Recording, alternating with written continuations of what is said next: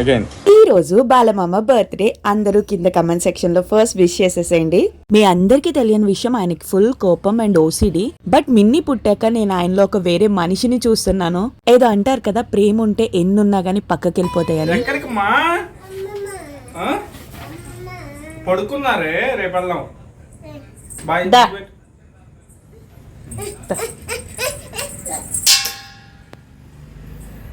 Mini bye. రా రా దా. 12 అయింది మిన్ని. రా రామ్మా.